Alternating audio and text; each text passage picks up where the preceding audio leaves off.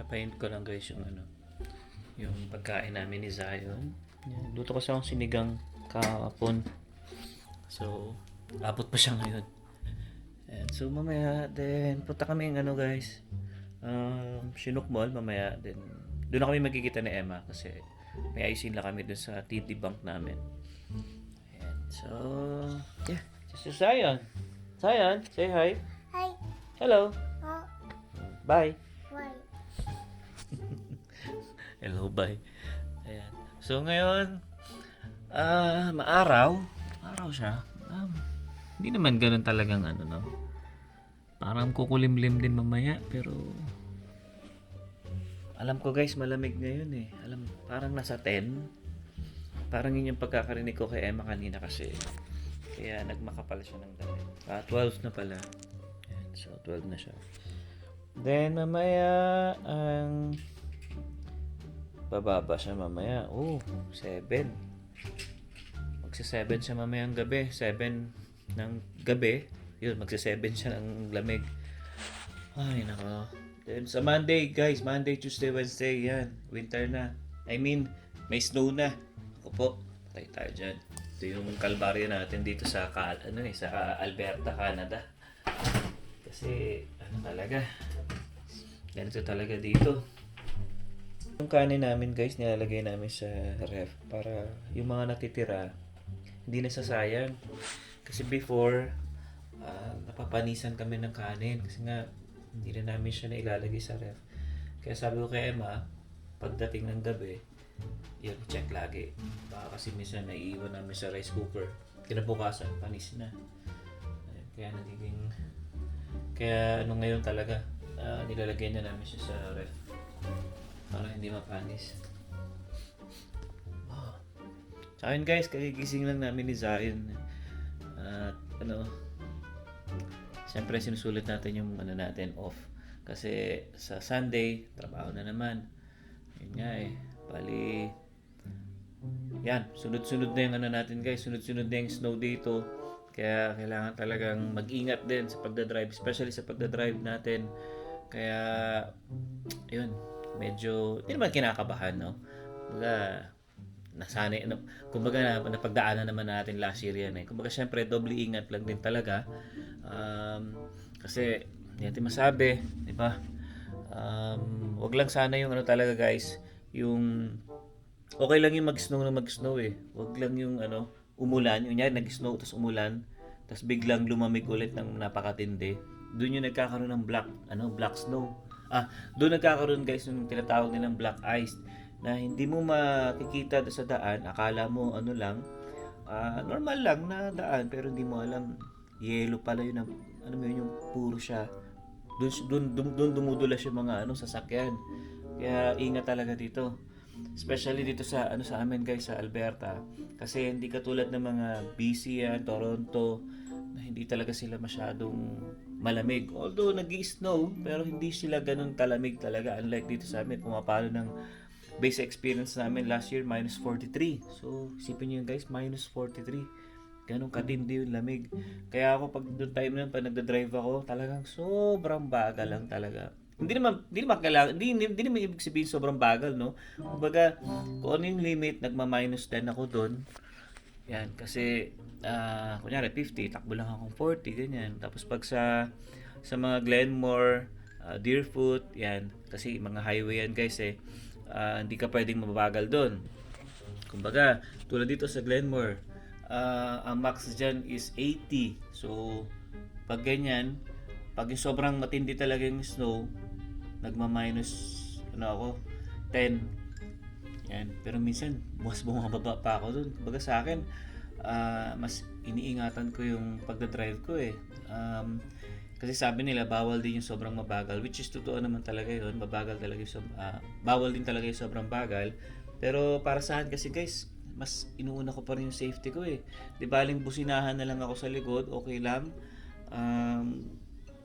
Wag lang talaga akong sumadsad. Kaya doon ako nag-iingat. Parang nasa isip ko na lang lagi, parang sige, kung talagang masyempohan man ako ng pulis, tikitan mo na lang ako kaysa alam mo yun na, 'di ba, mabangga ako. Yun yung sa akin, guys, no. Hindi ko sinasabing tama yung sa akin, pero ganun talaga ako guys eh. Mas inuuna ko yung safety ko talaga kaysa sa mas magkaroon ng problema or aksidente. Kaya ingat lang din talaga.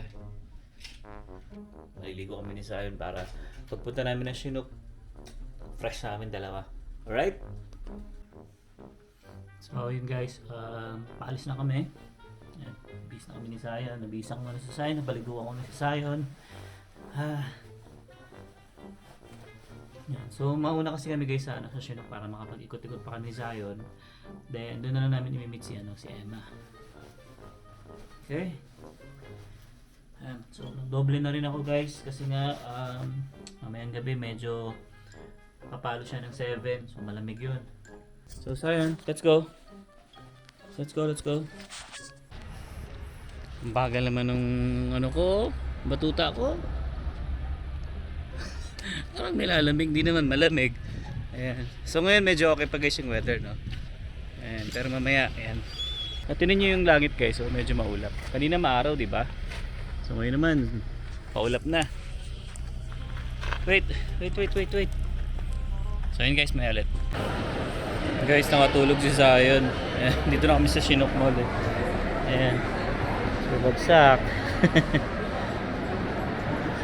Maaga kasi nagising to eh. Kaya madaling inantok.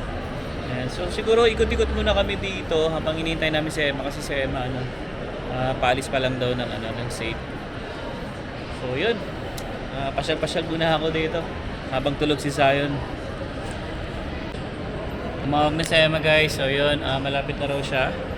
And still, tulog pa rin ang baby natin. Tulog pa rin siya. Mamaya pa ang gising niyan guys. Pag ito natulog talaga sobrang haba din eh.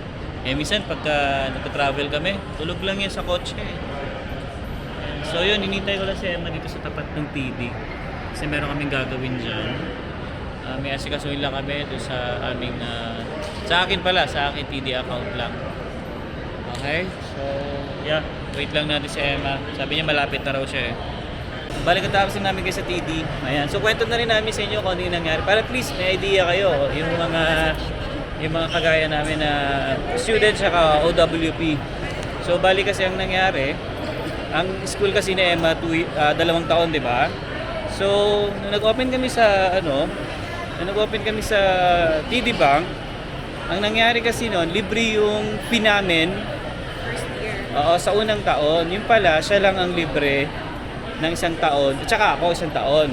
Pero yung pangalawang taon namin, Ako lang siya lang yung libre, ako hindi na. So, meron na akong fee na $16 monthly na ibabawa sa akin. So, yun yung win-workout namin. Ganito ka guys, kasi yung bangko dito sa Canada, may charge monthly kapag nagtatransact ka. So, kapag student nga lang, libre kasi may promo sila. Yeah. Since sa akin kasi, kailangan ko i-renew last time kasi parang akala nila tapos na yung school ko. So, sabi ko 2 years yun. So, na-renew. So, wala na naman ako fee for another year. Yan, monthly.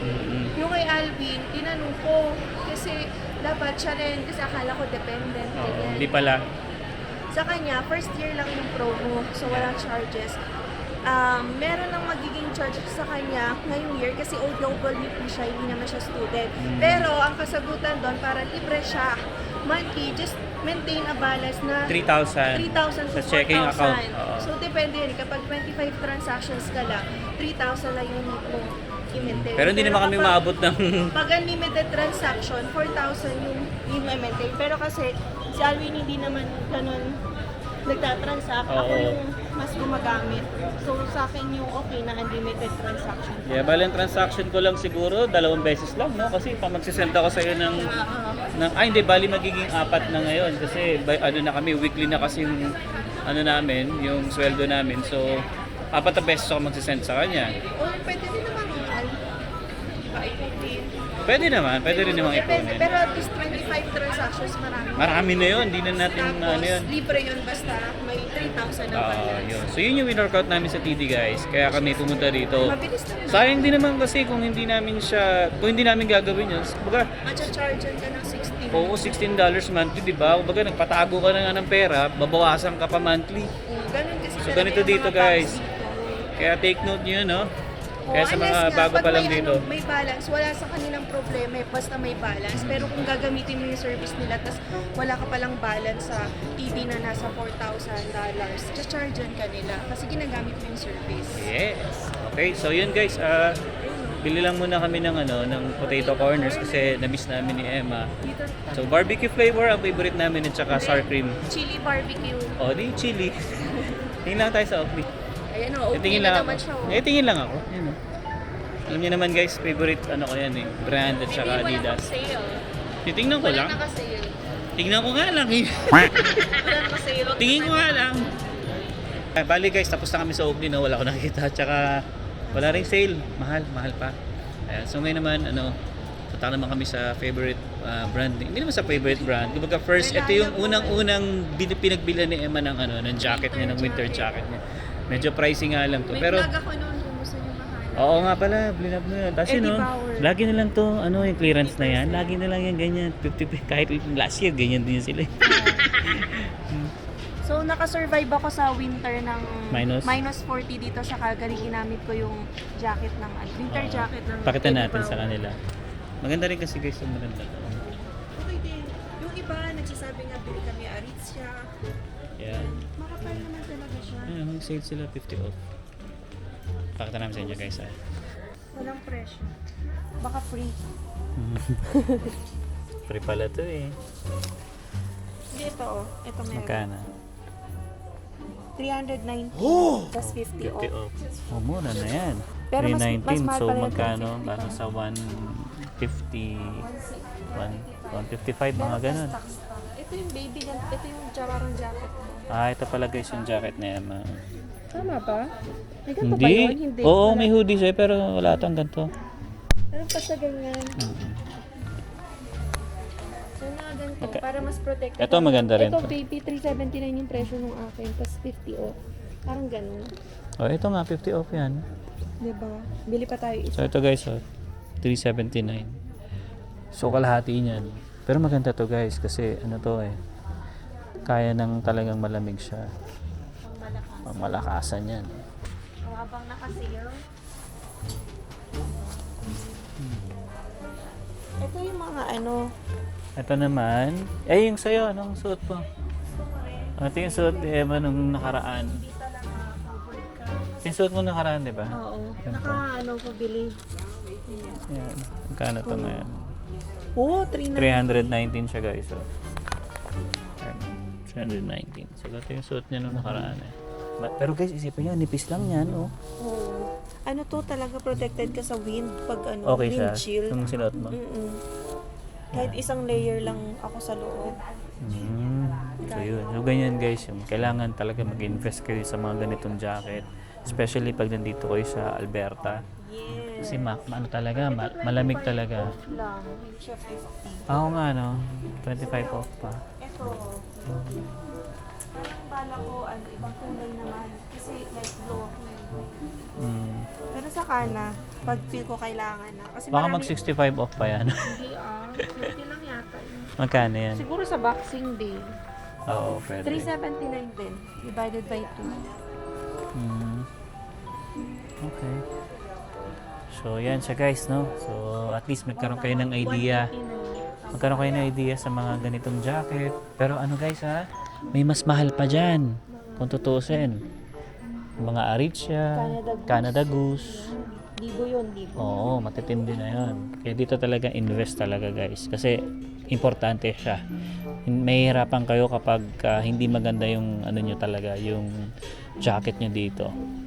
Sa Tagus. Ito, sa panlalaki na to, no? Yung black maganda para lahat. Magkano siya? 339. 339 siya guys, oh.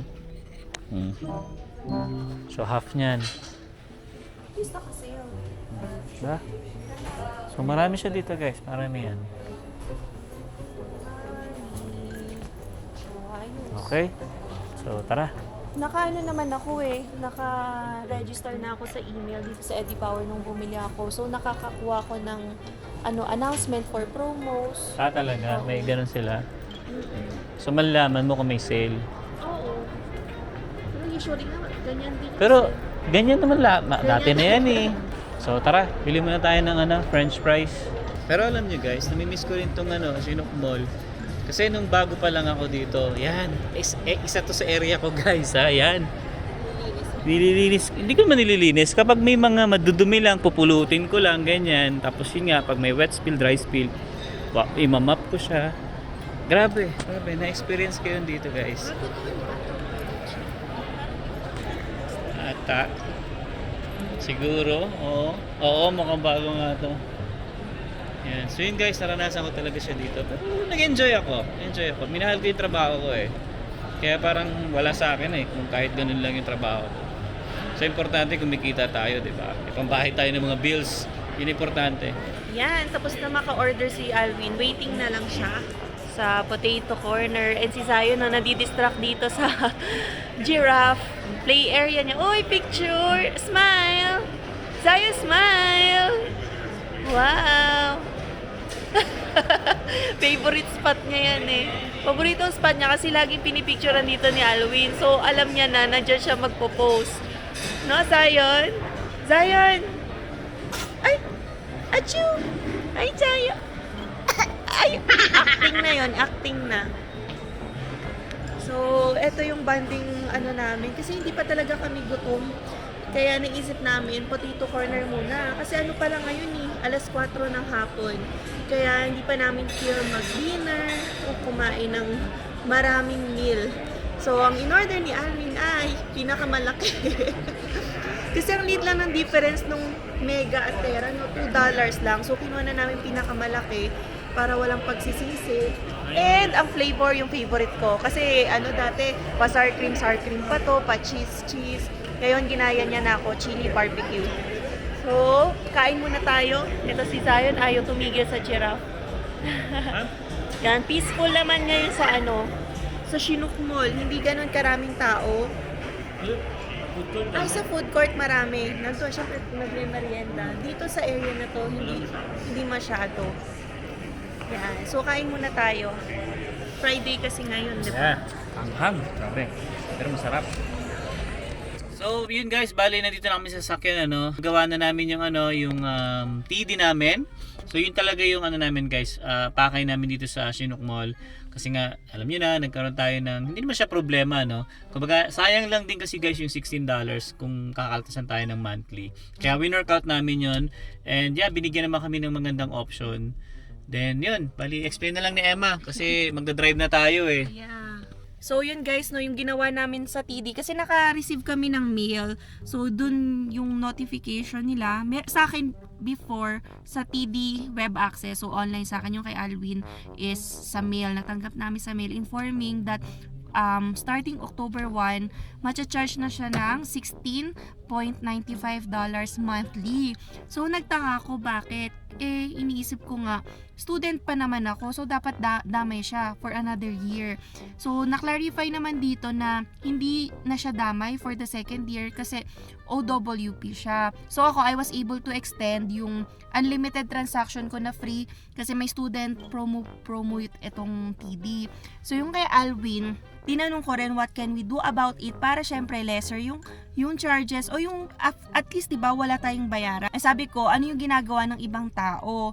Ayan, sabi naman nung nag-a-assist sa amin, she can lower yung yung promo or transaction para instead na unlimited na pwede kang ma-charge ng $16, gagawin niyang 25 transactions in a month tapos $10 na lang. Pero eto pa, aside sa ni-lower niya yon, if ever daw ma-meet yung 3,000 na balance or on that account, hindi na magcha-charge yung $10 kada buwan. So even if nakagawa kami ng 25 transactions in a month, yun. So mukha namang wala kaming magiging problema kahit 20 pa yan o 25 dahil hindi naman masyado ginagamit. So just lang yun receive and transfer yung sahod ni Alwin. Pero at least diba hindi tayo na-charge na ng $16 or whatever, $10 as long as yan ma-maintain yung balance na $3,000. If ever naman gusto ni Alwin ibalik sa unlimited transaction, so ang kailangan niya lang na maintaining balance is 4,000. And itong kinukwento ko pala guys is sa TD Bank namin. Wala kaming mail or notification sa CIBC kasi as I understand, ang promo talaga na nakuha nga namin is buong study period ko. So 2 years yon. Kaya feel ko hindi kami matcha-charge for the second year. So sabay kasi namin kinuha yung TD and CIBC. Ayan. So walang charge si CIBC kaya hindi na namin kailangan bumalik ngayon sa CIBC. So ganyan yan dito guys sa Canada. May charge yung mga checking or banking transactions nila. Unlike sa Philippines, di ba? Kahit magtago ka lang ng pera dyan, savings, hindi tayo na-charge. Ang mga charge kasi ng mga bank, usually yung mga transfer yan, may 25 pesos per transfer o kaya 10 pesos per transfer. Dito, may monthly charge talaga sila for using their services. Tapos, dapat alam mo yung difference ng savings, ng checking, tas ng credit card. So, dito, ang ginagamit namin for daily transaction is checking. Yung savings, dapat hindi mo gagalawin dito kasi nga daw for savings yun. So, marami pang bagay na dapat malaman. Medyo ang haba ng discussion namin when we opened the bank account dito, nasa 1 hour. So, may mga bank draft pa. So, hindi ko na kaya i-discuss yun. Maganda ay makausap nyo yung bank representative if ever gusto nyo pa magpa-discuss ng mga services nila dito sa Canada. Ayun! Baby, close mo na. Okay na? Yes. So, na-explain mo ng maayos? Hindi ko alam kung na-explain ko maayos. Pero Yun, yun so na yun, yun. guys, yun naman yung nangyari. Yun lang naman yung nangyari sa amin, kaya yun. Gusto lang din namin share sa inyo para at least magkaroon kayo ng idea, kapag kumuha kayo ng checking or savings dito sa TD. So yun guys, I hope na nag-enjoy ka sa vlog namin, and yeah, see you on the next one. Busy. BC, peace.